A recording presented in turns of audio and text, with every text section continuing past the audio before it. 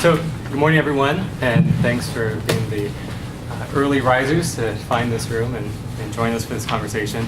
I'm Daniel Castro. I'm the director of the Center for Data Innovation, which is a nonprofit think tank focusing on the intersection of data technology and public policy. We have a great group here today to talk about how data is being used to spur economic and social progress. What we're going to do is we're going to talk about a few different sectors of where we're seeing really interesting innovation with data, and then get into a discussion of some of the tools and techniques and policies supporting this. Starting on my right, we have Richard Caperton, who is the Director of National Policy and Partnerships at OPower, a company that partners with utility providers around the world to promote energy efficiency. To my left is Rich Cooper, who's Vice President of Emerging Issues and Research for the U.S. Chamber of Commerce Foundation, which examines matters that are affecting the U.S. economy and society over the next decade. And then on my left, Pratap Chatterjee is the Executive Director of CorpWatch, which investigates and exposes corporate violations of human rights, environmental crimes, fraud, and corruption around the world. Richard, why not have you kick us off with a little bit about energy? Sure. Thanks for having me, and thank you all for coming to learn about this. So let me just talk about what OPower does and the types of data that we use and how we're driving environmental and energy progress. OPower is a software company. We do a cloud-based software program that we sell to utilities, and utilities buy it because it helps them achieve a number of important goals for them. Energy efficiency improvements, peak demand reductions, but also things like customer engagement improves, and we also provide some thermostat tools to them. That intersection of being a software company and actually providing operational and public policy services to utilities is all driven by data. And I wanted to talk a little bit about the type of data that we use and where we get that data from and why it's so important. Before I do that, though, I think it's important to understand exactly what our product does. I think software, at least in my mind, evokes high-tech imagery, and what we actually do, the fundamental thing that we do is a very low-tech piece of paper solution that we deliver to utility customers. So I think that intersection is interesting. I'll talk a little bit about that. We are a company that uses big data analytics. We currently manage about 300 billion meter reads from electric and gas utilities. That's billion with a B around the world. Those are coming from 90 plus utilities in 8 countries, so worldwide data. We also do some consumer marketing insights and some behavioral science and combine that all together to help utilities achieve their goals. Our core product is something called a home energy report, which is just a piece of paper that utility customers get that has 3 pieces of information on it. One is the customer's energy usage, historical and current. The second is how that energy usage compares to similar households. And the third is 3 simple tips that they can use to improve their energy efficiency. Combining all that together, people tend to, on average, they reduce their energy consumption by 2%. So that's a relatively small amount of household, but it scales up massively. We are currently sending these to 14 million households around the world and have saved 4 terawatt hours of electricity. That number is, of course, meaningless until you consider that that's about as much as a city the size of San Francisco uses every year. It's about like what the Hoover Dam is going to produce this year. So it's a large company, and we're excited to be doing more. That data that we use has to be specific to the customer, and we use things that come from the utility, just customer usage data, some basic customer information about where their house is, and we combine it with other publicly available sources of data and some private sources of data that we get from a variety of vendors. It's important to have that data because the key thing that we have found is that people really care about how their energy usage compares to similar households. So we actually have to figure out what those similar households are. You could do something very simple, like just compare them to their immediate neighbor. That is a pretty blunt instrument and is ineffective, we find. What's more important is using weather data, using some demographic data on how many people live in the household income, the household's previous energy usage, and finding some real similar households. And then finally, we have to make sure that those the specific tips are actually useful for the household. So we have to know a little bit about the house and what they're looking for to make sure that the tips are actionable. For example, you don't want a household of low-income renters getting a tip that says the best way to reduce energy use is to replace all the windows in your house. They're not going to do that.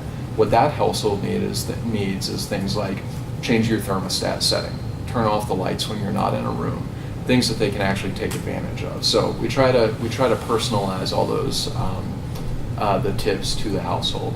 So because we're going to be about as big as a Hoover Dam this year, I'm pretty excited about how big the company is and the difference that we're making. I think that's also a good example of government investment. You know, the government built the Hoover Dam back in the 1930s, and that has been a big success story for the government. A lot of the data that we use is also enabled by government investment. Things like GPS data clearly come out of the government. Of course, things like tax bases that we use, tax data to figure out the square footage of somebody's household. All that is government data, and it's really important that that data is made available to us or to third parties that compile it, that we purchase it from. So I will stop there. That's just a little bit about what we're doing. One other thing I'll add is that to date, utilities have really cared about energy efficiency for two reasons primarily. One is there are times when it is cost effective for them to invest in energy efficiency. There's a core business case. And the other is that they have, in many states, state mandates to achieve some type of energy savings. There's an exciting new third opportunity coming up from the federal government, which is the EPA standards for carbon pollution from power plants. And we think we can also be a useful tool there. So it's yet another time where the government has invested in data availability and technological progress, and we're going to use it to meet public policy needs. Thank you for coming, and look forward to the conversation. Great. Thanks, Richard. Really glad you were able to be on the panel, because I think when we talk about data and data analytics and all these kind of advances, we're seeing that there's really big opportunities to address major social issues in addition to the economic side. And so I want to talk a little bit about healthcare, because this is obviously an area that's highly regulated. I think it's an area that's lagging behind in the potential, but has this massive potential. So when I think about data, and so at our center we do a lot of work kind of looking at trends in technology, trends in how data analytics is being used, and how policy can be used to advance this. Really see kind of we think about it this way: data leads to better decisions, and better decisions can lead to better outcomes. And then when we break that down, there's really three ways that data is doing this. The first one is just more data and better data gets you more informed decisions. So in healthcare, we see this everywhere. This is the health tracking devices like Fitbit. You just have more information, and it goes beyond just kind of the gee whiz factor. Have I been exercising enough? Last year there was a study that came out of Mayo Clinic, for example, where they used Fitbit specifically to the Fitbit data to predict the recovery time for patients after heart surgery. So this data was actually very applied and very useful in an actual healthcare clinical setting. But you just have more data kind of across the board, right? So you want to have more data right now about if you're going to a good doctor. If you're looking for a new doctor, you want to know, what do other people think about that? Right now, probably more about the restaurant that you're thinking about going to than the doctor, and that's kind of crazy, right? And it's the same thing with hospitals. We're starting to get this kind of quality metrics online, but there's still, if you look at what's out there, it's a long way from being actually really useful to the end user. The goal of all this data, of course, is to create feedback loops. And that's what I think is really important here. You want to have some kind of feedback loop that's rewarding the good behavior. So it's, if you have a good doctor, you're getting a good rating, you're getting more patients, that's creating the kind of culture you want. The second area that we talk about a lot of is more optimization. So this is using predictions, simulations, other kinds of modeling to get and make better choices. So in healthcare, the best example of this is, of course, personalized medicine. It's the idea that we're able to figure out what's the best treatment, and that we can move from a world where we say, this is the optimal treatment because it's good for 60% of the population, to say, these are the 10 treatments for these 10 groups of people, and that covers 95% of the population. And so everyone's getting something that's better. I think that's what we're likely to see maybe in the next 5 years. But when we talk about kind of the next stage of personalized medicine, it's really going that step further then. It's being able to say something very specific about your actual biological and physiological condition. So in cancer, you want to be able to say not that this is the best treatment for a 50-year-old African American woman, you want to be able to say that this is the best treatment for someone that has a tumor with these 10 mutations that we've sampled. And that's really where we want to go. And so I think we're starting to move in that direction. There are some really interesting applications that we're already seeing, to go back to Yelp, where we're using kind of this health data that's not in electronic health records. It's not part of the clinical setting, but it's just kind of self-recorded information. So in New York City, health inspectors did this pilot where they mined the Yelp feedback on restaurants, and they looked for instances where people complained about vomiting or diarrhea. And then they went out there and they did inspections, and they found in this pilot the 3 that were at the top had serious health code violations, which you might have guessed. So this has this kind of real world impact. The last area that we talk about a lot of is automation. So this is the idea of making decisions that are now automatic in some way, so the decision is made both faster and more efficiently, or at a lower cost. In healthcare, the efficiency factor is obviously critical when we're talking about how we can make an impact. And there's, I think, a number of areas. One is just plain warning. So it's when your doctor gives you a prescription and you have all the data, so you're able to say, hey, you know what, that's interfering with another drug I'm taking. Let's not do that. Or the pharmacist can do this. You have the kind of emergence of these new wearable devices. So an interesting one that we've seen is the Owlet, which is a little baby monitor that tells you if your baby's flipped over. So it might be at a higher risk for SIDS. It alerts the parents. They can flip them back on their back to sleep. You also have just kind of the standard reminders. So it's things like these smart glow caps for the medicine bottles. It reminds you to take your medicine. It maybe sends you an alert. But it's also things like in hospitals where it reminds nurses, hey, you haven't washed your hands. You need to do that to comply with the safety regulations. We're also seeing some really kind of cool innovations at the edge here. And this is where I think we're eventually moving. It's about having some real automation and interesting efficiencies in healthcare. So one really cool project is the Parkinson's Voice Initiative. If you haven't heard about this, this is a project that is using spoken audio recordings to detect Parkinson's in individuals. And not only can they basically diagnose someone with this, they can actually assess kind of where they are on the scale, and then be able to determine if someone's health conditions are deteriorating. So I'll stop there, but I just say, I think healthcare is a really interesting example of when we start talking about kind of big data and data analytics, because there's, this is obviously an area where we're dealing with very sensitive information. We're at a conference that focuses a lot on privacy, and so these issues come up a lot. But I think what's critical here is when we talk about these issues, we have to recognize the context in which this happens. We're not talking about something trivial. We're talking about saving people's lives. We're talking about cancer treatment, cancer research. So when we're thinking about where do we draw lines, where do we make decisions about what to do and what not to do, we have to keep the appropriate balance in mind. Great. Thank you, Danny, for allowing me to be on the panel. Thank you to everyone for showing up here. My name is Rich Cooper. I work at the U.S. Chamber of Commerce Foundation, and my role there, I have probably one of the, what I call the most exciting and the most dangerous job at the Chamber. I get to explore the issues that are going to be changing business over the next 3 to 5 to 10 years. The dangerous portion of that is whenever you go to tell anybody that their world is going to change, you can just imagine how well you're greeted by the people who are experts in that. And one of the issues that my team and I have been working with at the Chamber, working with a lot of other partners on, including Daniel, among others, is this larger data-driven innovation revolution that is unfolding.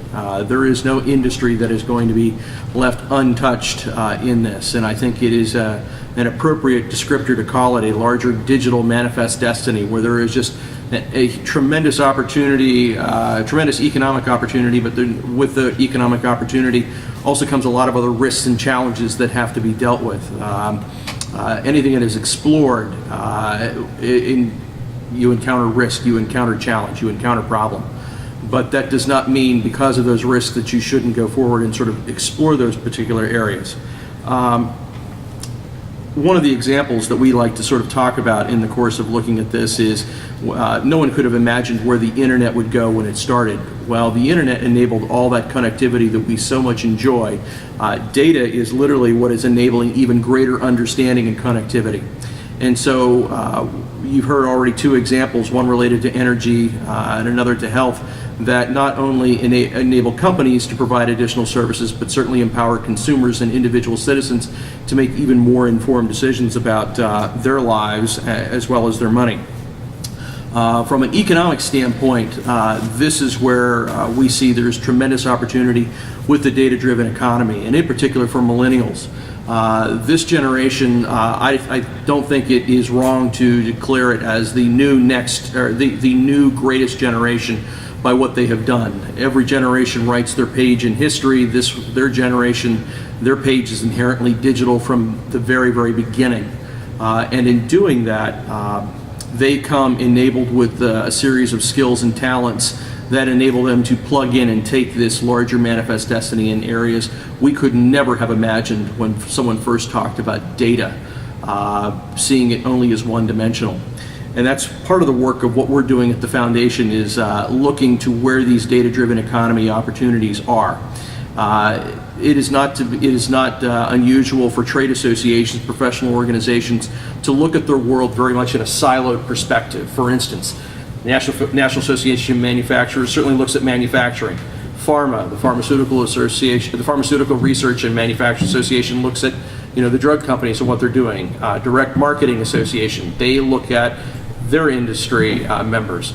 All of those particular groups have looked at the changes that are going on in the data-driven economy, but they've only really looked at it through a very siloed type of approach. What we are trying to do, and we'll be have a research project we have undergoing right now, if you were to take all of those respective reports, I see them as puzzle pieces. And if you were to put those puzzle pieces down on a table and start to connect them, you would probably have a pretty good idea of the size and scope of the data-driven economy and where it's going. I think we've all seen the picture or the video of the debt clock that's in a couple different cities that show the U.S. debt. I think the data-driven economy number is the reverse of that, where it is constantly going in a positive direction. But we need to have an understanding of how big this really is.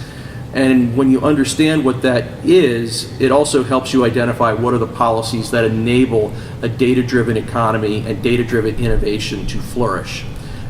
We would not have the internet today, as it stands today, if it had been in an over-regulated or highly controlled type of environment. That, I think there's a lot of people who certainly debate about the merits of the internet, but because it has had the larger growth pattern and had a free reign, it has gone in areas we could not have imagined and created jobs and opportunity. Data is very much the same way. At least that's how we see it. And the research that we are doing right now is going to be exploring those policies to make that happen.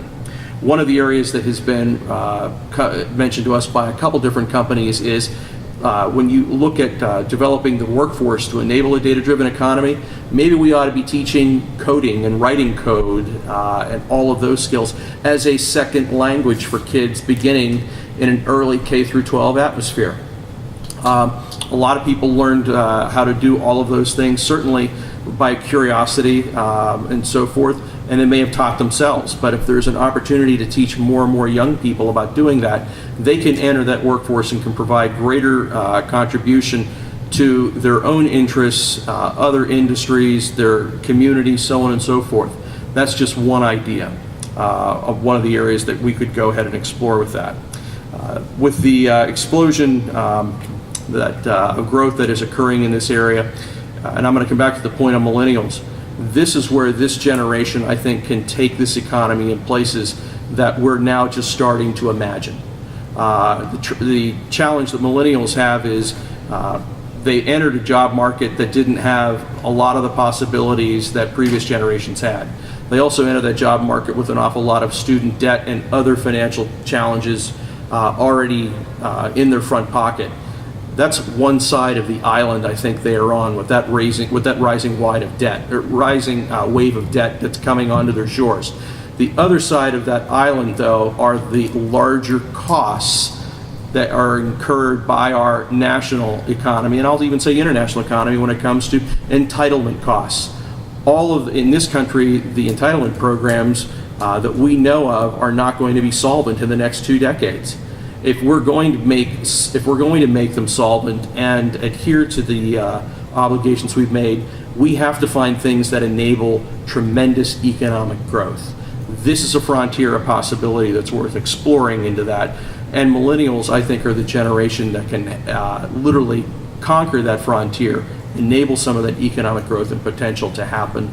And we're anxious to get some feedback from persons as we go to identify some of these policies, some of these partnerships that need to go forward to make that data-driven economy possible. So, with that. Thank you. Hi, I'm going to talk about some of the traditional sources of data and the new source of data that are available to actually report on corporations and the impact of them on larger society.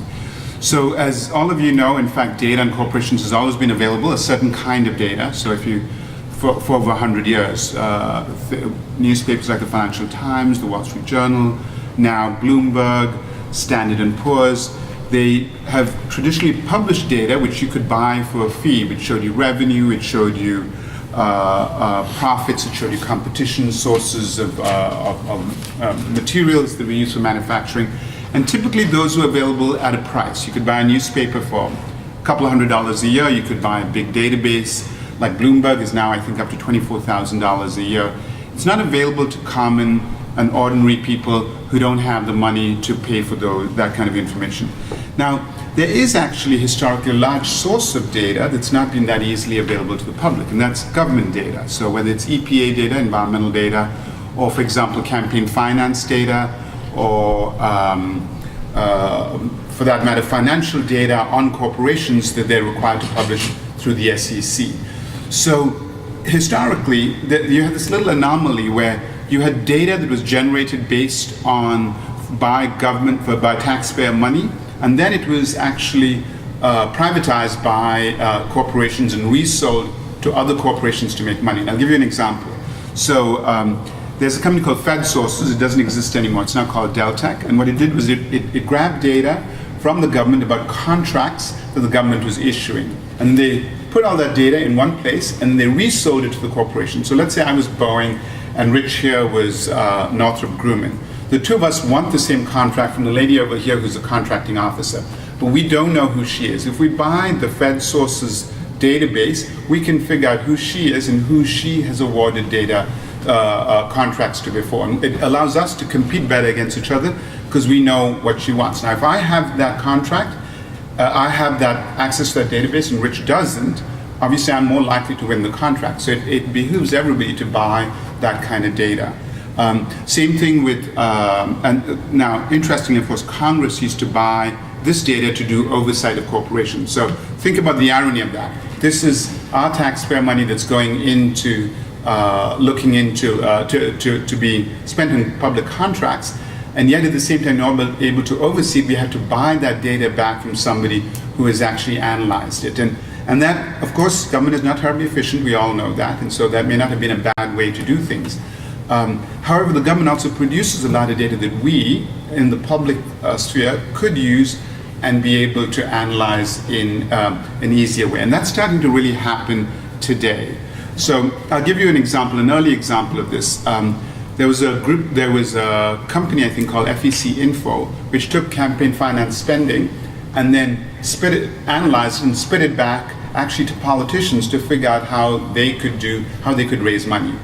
Along came a group called, I forgot, it was started by Ellen Miller, and the name of the group was the Center for Responsive Politics. What they did is they took that government data, they made it available initially to reporters, and then as the internet came along, they made it available to everybody. So you could track the amount of money and who gave money to that politician through the internet, and you didn't have to pay for it.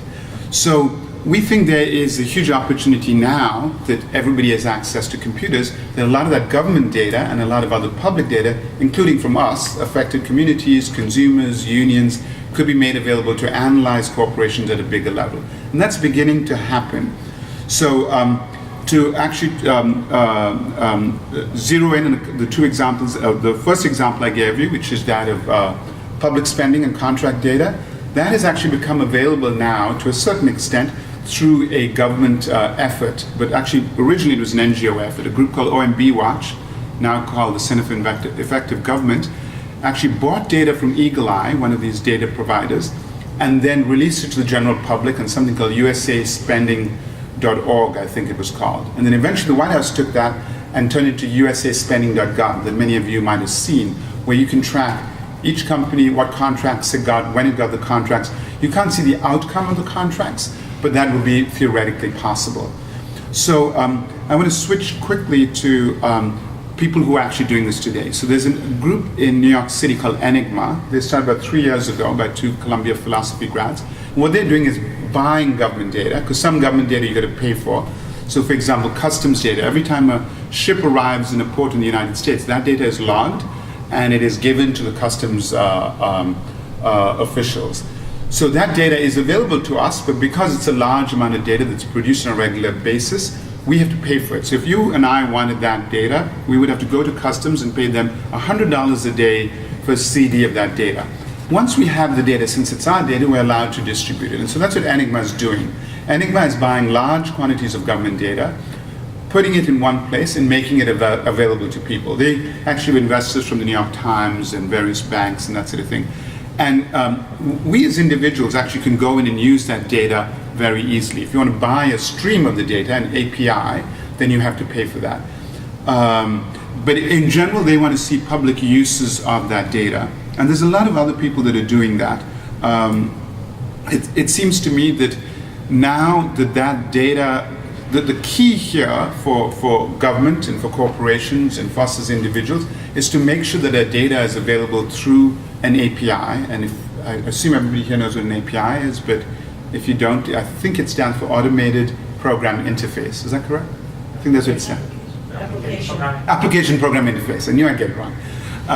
But the thing is that if you put data, and anything can be turned into an API. If you have a CSV, if you have an Excel file, there's, for example, a program, there's an organization, I will, if anybody's interested, I'll tell you their name. But there's a couple of different applications where you can pull data out of any CSV, whether it's live data or historical data, and turn it into a API that can be then added to other APIs. So let's say to Google Maps or to Craigslist, and mashed together to create new interfaces to look at data. So in my opinion, a lot of this government data can be turned, as Enigma is doing, in a way to shine a light on corporations. Now here's the most exciting part of it, is not just the fact that there's government data, but if we gather data, we too could put it through an API interface and make it available and mash it with that government data. So let me give you an example of a company in Oakland that's doing this. Goodwell Solutions is working with unions and working with corporations themselves. And here's an example. I think this is accurate, but you get the picture. Even if it's not entirely accurate, you'll understand where this is going. So what they do is, and again, remember that this may not be, the names may not be accurate. They're working for, let's say, a Nike in Vietnam. So what they do is they go into a factory and they give out a phone number that they write down on a piece of paper, or print on a piece of paper, to all the workers in the factory. This is with the permission of the subcontractor and the permission of the union. And they encourage people to do what's called a missed call. Outside of the United States and Canada, when you make a phone call, if somebody calls you back, it's free to use. So what happens is they call back the individuals, the workers themselves. And the workers can call from any phone. And then they walk through a phone tree in which they talk about their working conditions. So they say, press 1 if you work on this facility. And then once you go to the second level, you say, press 2 if you're working overtime. Press 3. It's raw data, but what they're finding out is that individuals on the work floor are able to report their conditions. And it helps the company at the very top, let's say Nike or the union, to figure out whether or not the subcontractor is doing a bad job. So it's kind of like the trucking data that Karen was talking about. And there's another group in India called Mahiti. What they do is they provide tools for people to report on what's happening to them. They've done this with transgendered sex workers, they've done it for health clinics in India. And essentially, once again, they put up numbers, they allow people to call in, report incidences of abuse or problems, and that data can be gathered. Now, of course, we want to ensure privacy. We want to make sure that the data of those individuals is not released to the public.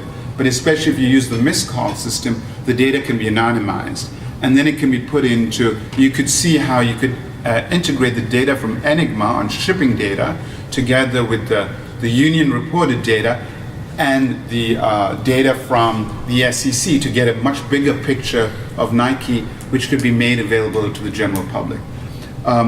So I will stop there, but I will mention a couple of use cases or reasons why this could be useful. So one thing that the White House has been talking about for a long time is something called the high road rule. And I don't know how many people know what the high road rule is, but essentially this is a way of doing government contracting. So let's say Karen here works for the government, and Rich works for Lockheed, and I work for Boeing, and we're both competing on selling her jet engine. Now, Rich here will produce that jet engine at $100, and so will I. How do you choose between the two of us? Normally, the government is only allowed to pick the lowest price. If I did it at $99, I get the contract. On the other hand, if he does it at $98, he gets the contract, and you get the picture. However, under the high road rule, they could examine and see whether or not we have what our labor practices are, what our environmental practices. So if Rich pays his workers $10 an hour and I pay them $5 an hour, under the high road contracting rule, the government can choose to give me the contract, all other things being equal, because the idea is that they want to encourage people to have better labor practices. Now, this is actually already in place. A lot of cities, a lot of counties, a lot of states already do that. The federal government doesn't do this yet.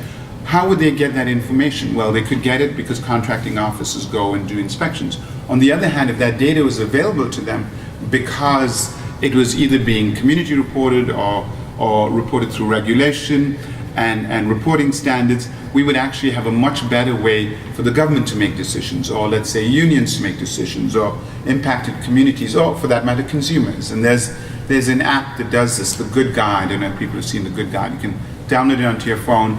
You can scan the seafood that you're buying or the shoes that you're buying and decide which has the better practices and then make your own decision. I'll stop there. Great, thanks. So I think there's a lot of really kind of common themes in some of the things we've been talking about. One of them is this issue of data reuse. In all of these examples, there's data that's collected for one purpose that has another purpose, and that's kind of that's why I think there's so much excitement right now about data-driven innovation, that we're recognizing that all these things that we did for one reason now suddenly has this multitude of values where we can apply it in different sectors. I mean, Richard, as you were talking about, so much of your data, it's not data from the Department of Energy. It's right. Data from all these other agencies that would have never thought about how what they're doing might have an impact on energy efficiency. So why don't we talk a little bit about that in terms of how do we get government agencies to kind of look outside their own walls and say, how do I have an impact on the greater society, and make sure I'm really serving not just kind of my stakeholders, but really everyone. Yeah, so there are two ways to think about that. One is there are obvious connections that government should be making between data. It seems obvious to me that you would want to connect lobbying disclosure data with campaign finance data. They seem like totally linked together, and that seems like a clear connection. Then there are things that government will never come up with, like the idea that you would need tax record data to improve energy efficiency. And that's something that private sector innovation will do. Now, the way to do that is that government should focus on enabling that sharing of data. In a previous life, I worked at a think tank called the Center for American Progress and did a lot of research on federal credit programs. The government lends, I can't remember the numbers now, over $1 trillion a year. They have something like $3 trillion outstanding in loans and loan guarantees throughout the economy. That data is all presented in one horribly formatted Excel spreadsheet that is impossible to use. And I'd spent 6 weeks of an intern's time simply copying and pasting out of that Excel spreadsheet into another one to make it more useful. That was a total waste of somebody's time, and it could have been improved with somebody at the OMB just saying, wait, why do we have all these weird spaces in here and have all the columns a weird size?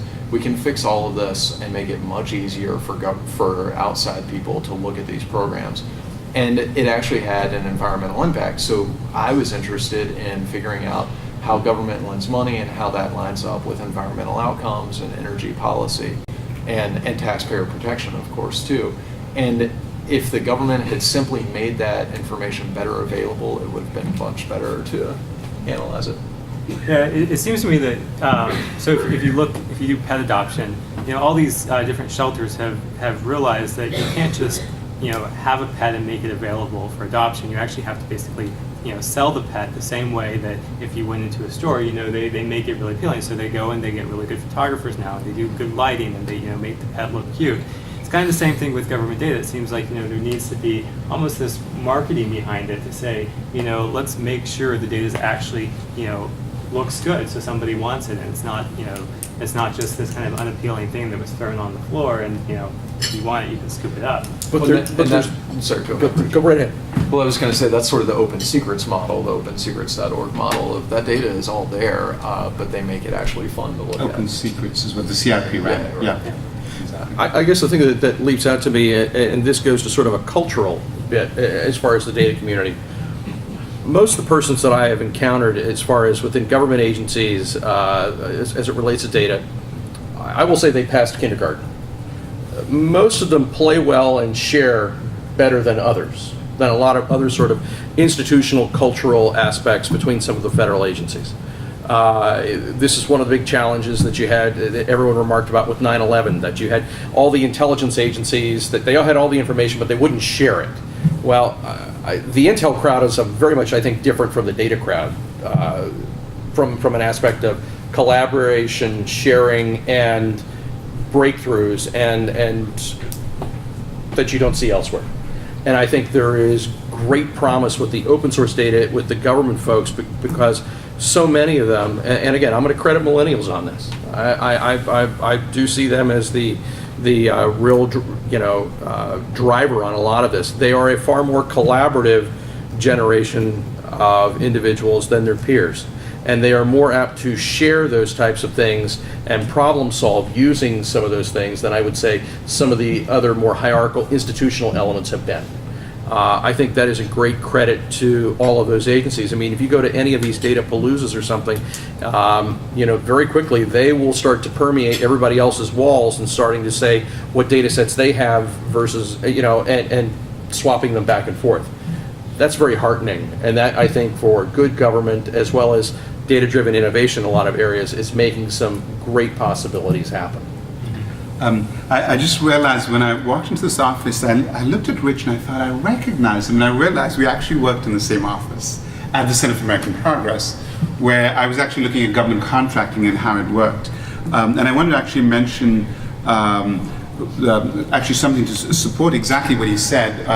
I worked in the economic team of the Center for American Progress, and we looked at IT in government and how that was used for contracting.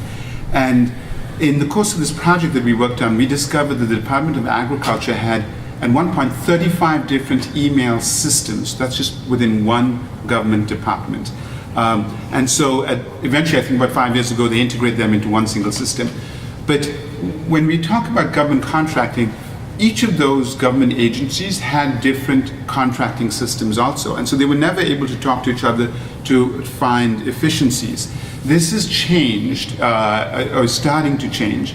So now there's a new system of, so for example, if I was at HUD, I would never be able to figure out, and I was buying pencils, I would never be able to figure out how the Department of Defense was buying pencils or the EPA was buying pencils. And companies actually took advantage of this, because if, for example, I as HUD banned them because they had cheated in the price of their pencils, they would change their name as a company, they would get a new DUNS number, and then they would go apply for a contract either to me, and I would often give them the contract again, or they would go to Rich and offer him another job. And so it's actually really important to standardize that data. And I mean, I couldn't agree more that, well, the government has to be able to build better systems. We have to get rid of the legacy systems that were built standalone and actually look to common API standards to make sure that data is available. And I wanted to mention the two applications, since I talked about how you could pull data straight out of a CSV. There's a couple of startups that do this. One is a group called Import.io, and they pull data straight out of a CS. They actually scrape data off websites. So you can take, if you find a website that you really like and you want to turn it into an API, they will scrape it off that website, they'll pull that data, and then they will provide it as an API. And then there's another group, and there are a few of them, but this is the project that I attended, called API Spark, where they'll take data out of a CSV and put it straight into a open API that you can then export to anybody you want. Well, I want to make sure if you have a question, we have time for this. So if anyone has comments, please. Yeah, so I just had a thought. It's been really interesting. It's really good to know about all these tools that I wasn't aware of. That, organizations that are helping data talk to one another in ways that are generally productive. But I just have a thought, which is that public, as in public record, I feel like the idea that we ought to make public records more accessible, I feel like we just take that for granted, right? What could be wrong with that? But there are certainly situations in which records that are ostensibly legally public, like records you could go down to the courthouse and get, or go down to your city manager's office and get. Like, we want there to be some friction there, right? Particularly when they implicate individuals. Like, certainly, this is like the discussion they came up with all those mugshot websites, right? That Google kind of delisted, right? That those are public information, but that we want there to be some overhead to going and accessing that information, right? And certainly around things like government contracts, I think it's harder to make an argument that we want that to be hard to get, right? Because companies depend on that obscurity to do things like, do fly-by-night stuff where they reinvent themselves under a new name, or types of things you're talking about. But I feel like we have to think like a little bit critically about whether it's unequivocally good to eliminate the friction that comes with acquiring data and making it interoperable with other data. So I just am curious about your thoughts on that. Yeah, and I'm curious also for everyone else in the room too to maybe comment on that. I would say I agree. I think there's a lot of data, and I think when we talk about big data, we make the mistake sometimes of assuming it's all personally identifiable information. So I think the first step is to say, there's a significant amount of data that, a great example of this is actually if you drove in from DC or Dulles, you went by Carfax, right? It's a huge company, does, all this, they aggregate all the data around the country on, the history of your car. So fully, detailed information, but no PII, right? No personally identifiable information in there. It's all about, has it been an accident? What's the odometer reading? And that's all records that are not traditionally very accessible, and they're providing this big service. I think really, to me the question is, should the information be public or not? And that, there was information that was public that maybe, people don't want public, and maybe there is information that, is still public that's embarrassing, that now it's just more accessible, and there's not too much more you can do about that. I think there are areas where we want to rethink it. So right now there's a lawsuit in Canada about suicide. So if you have attempted suicide, that was a police report, and then the question is that something that's publicly available information, it's in a police report, or is that personal health information that should be classified separately? And I think that distinction does matter when you have these online databases, but it's more a classification issue. That's my thought. I actually want to give an example. I'm very much in favor of open data, but there are definitely, and I'll give you actually a very good example of where this did go or could have gone terribly wrong. And that is when New York State made it possible for people to get records of gun owners. And so a newspaper, which was the Journal News in Putnam County, actually released the names of everybody who owned guns, and you made it, I think, searchable. I forget the exact detail of how it happened, and this led to a huge outcry because people said, well, this will make it safer because, and I could see both arguments. That they said if you knew who had guns, you would know that place could be dangerous. But then they pointed out, and this happened, that again, those people who had guns, who might have been just having recreational guns, were going to be targeted by people who didn't want them to have guns, and it could result in a big problem. So. To me, there are four things that you need when you talk about data, open data. You need transparency, but you need privacy, and you need it to be accurate, and you need it to be timely. Otherwise, it's sort of useless. We think that, for example, if we give money to the government, we need to know how it's spent. Does that mean that we need to be able to have data on every individual and let's say their problems? I'm not sure that we do. So privacy is important, and a lot of data that is available now, we're going to have to reevaluate. And this is becoming, of course, a big topic now, as you all know, about the right to be forgotten ruling in Brussels, where European citizens have appealed the idea that Google should be able to publish data on them they don't want published. So this is a tricky issue. Just to be clear, it was linked to data, not published to data, because it was Google was linked. Oh, that's right. That's right. Oh, so the data can still be up The there. data but was it's- allowed to stay on the newspaper website. It was just that they aren't allowed to link to it. Ah, That's okay. actually Thank you for that not- correction. that's it. I'm doing a panel, I'm running a panel on that decision at 1 o'clock. Ah, okay. upstairs. And it's actually not true that they're not allowed to link to it at all. They're not allowed to link to it as the result of a search on the person's name. If Ah, they search on right. foreclosures in that town or in that year or something, it can show up. It's very I've got a real expert on the decision. I mean, this gets really, really tricky because the people have done studies, and I wish I could remember them. I think it was actually somebody at Princeton who took a bunch of health data and was able to de-anonymize it and figure out where it came Latanya from. Sweeney is the usual one people cite. Where was this? Latanya Sweeney is the usual person people cite for that. Okay, study. yeah. So it's these threats exist, and we have to think about this as the open data community, as citizens or just human beings in this economy. What data should be made available? And I would argue there's a lot of data that should be made available, but we need to respect people's privacy. I don't think that's necessarily that both of these could be true, but it's not going to be easy. Dan, you mentioned data reuse and sort of how serendipitous data. I'm Adam Thier with the Mercatus Center at George Mason University. You mentioned how sort of serendipitous data discovery can happen after data is collected for one purpose put to another purpose, not originally envisioned by those who were aggregating it, all sorts of useful apps, services, whatever else. But that's butting up against some of the FIPS principles, such as purpose specification, collection limitation, so on and so forth.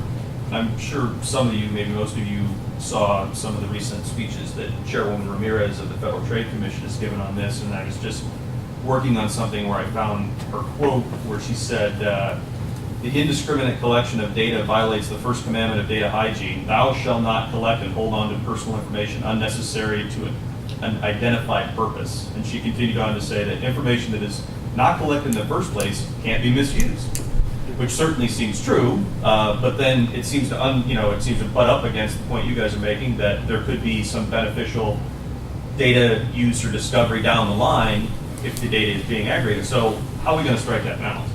Yeah, you want to start? Sure. So it's a great question. In the energy space, there are two sorts of models for these third-party service providers like we are. OPower is a utility contractor, and then there's a direct-to-customer model where the person sort of playing OPower's role just reaches out directly to the customer. In those two different business models, they have very different data collection rules. We, working for the utility, are regulated very differently because we're regulated indirectly by the Public Utility Commission. Utilities are potentially the most heavily regulated industry out there. So we get rid of data as soon as we're not working with the utility anymore. We get rid of personally identifiable data as soon as we don't need it anymore for the specific thing that we have signed a contract for. So there are checks in place. I think the bigger problem is on the direct-to-consumer world where those people do not play by the same guidelines that utility contractors have to play by, and that data is out there forever and could be misused potentially. So there are business model ways to prevent that going in. But when you collect that data for specific purposes that you identify, you don't ever reuse it, or so you just No, toss it? we're not allowed to. So we have to be very creative about identifying new businesses and what sorts of data we think would work, and then work hard to find a utility that's willing to work with us on a pilot project and prove out the business model. And if you don't find it after, say, how many months or years? If it doesn't work, it doesn't work. If there's not something that you can actually do with the data, like if our theory of what a business looks like doesn't work out, then we're at a loss. And I think that's the problem, right? Because the old model of innovation was that, and it's what you're kind of forced into with these current privacy laws, which is you have to figure out all the innovation and then you can go do it. And it might or might not work, But that, that's the way. There's no innovation after the data collection.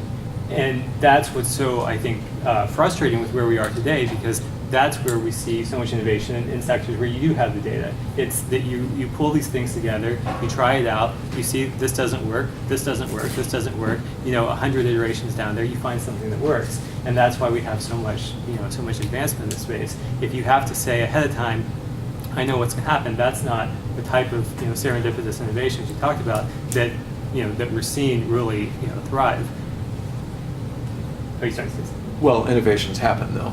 Yeah, no, it's not that it It's can't not like- happen. yeah. It's that it's not happening at the speed you want, right? So I if agree with you that. want to do, as I started with healthcare, if you want to quickly figure out, what's the most interesting, correlations here? What's this new data that we never thought to use? I mean, the thing with Yelp, that might have worked, that might have not worked with the New York City restaurant inspectors. You had to try to find out. So those correlations do not need a large amount of data to be guessed. Like think about medical trials. You have a sample of people, sometimes it can be as small as 100 people or 1,000 people, and you find some good correlations, and then you can extend them to a large number of people. So I would argue that you do not need really a large amount of data to make some hypotheses about data. I You could use a small sample. This can be a learning from the medical industry. Another thing which I'd like to say is, it seems to me that we use a hammer for a lot of type of data types, for many types of data. For example, you said that big data can help for reminding a person to take the pills. I don't see where big data can help here. If I have this kind of information in my phone, for me, the phone, for example, can help me and tell me, Eddie, you forgot to take your pills. I don't need big data to remind me I forgot my pills. Another type of use of data can be, for example, in a scenario where I'm willing to trust some type of people, but I'm not willing to trust other type of people, but I would like to correlate my data with somebody else's data. And I see here a possibility for government to create a new type of industry. For example, if I'm buying a house, I don't trust the seller. I think that the seller might want to screw me. So, but I work with an escrow company, and I give the escrow company my personal information and all that they need. The seller does the same thing, and the escrow company controls the process. I think that we can do something similar with the data. I have my personal data, which can include DNA, whatever, medical history. I'm not willing to put it out in the wild. But I could trust an entity which aggregates this data, and I have some saying into how long they keep the data. So my data can be correlated with whatever else data in an isolated space, and interesting things can be found out from that data. And that entity can be like an escrow, which gets the data. I have like a contract with them. They find whatever is interesting, and then they can extract knowledge from that data. But in an isolated space, I don't need to give it to a company to extract data. And we can take streams of data from multiple people, create a new industry, which can build knowledge. Yeah, if I can address a couple of those things. I mean, I agree with you on your last point, absolutely. I think, at least when I'm talking about reuse, there's multiple ways to achieve that, right? And you're talking about enabling reuse of data just through a trusted intermediary to do that. And I think that makes sense in a lot of cases. To your point about the small sample size, sometimes that's the case. In healthcare especially, I think, the issue is that you actually do need sometimes a large population or even the entire population if you want to get to, for example, a minority group. So, if you really want to do personalized medicine, you actually do have to have very detailed information. If you want to do something in education, you actually want to find other students there just like you that maybe aren't even in your same school district. It's a different state. And I also agree with you about not needing big data for some things. I actually wasn't talking about big data, I was just talking about data. it's the ability to have sensors, it's the ability to have awareness and more information. So knowing that you have taken your medicine or haven't taken your medicine, that's just one tiny data point, and that's all you need. And that doesn't even necessarily have to go to someone else. Although maybe it would be useful for some research to figure out why a drug is or is not being effective in addressing an issue, and maybe determining if we need public health campaigns or something like that, especially when we're talking about taxpayer dollars spent on this. But again, to that specific thing, there's a lot of small data that's really important. But that small data also enables what I will call individual empowerment about, the sensor may be telling you to take your pill, but ultimately you're going to end up having to make the decision whether you want to take it now or not. I think what all of us see with data is the individual empowerment bit that it enables. But with the individual empowerment also comes responsibility for how you want your data to be used. And there's lots of different ways that people are certainly making their voices heard in that. That's part of the debate that's going on in this larger frontier.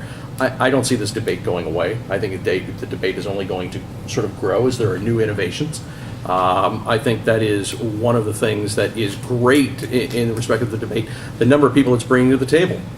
I think people are now probably more cognizant about their own individual privacy than they have been previously, about how much may have been out there before, but now there are so many tools that people can understand what is their given profile with a retailer or with a grocery store or whatever that, or their utility.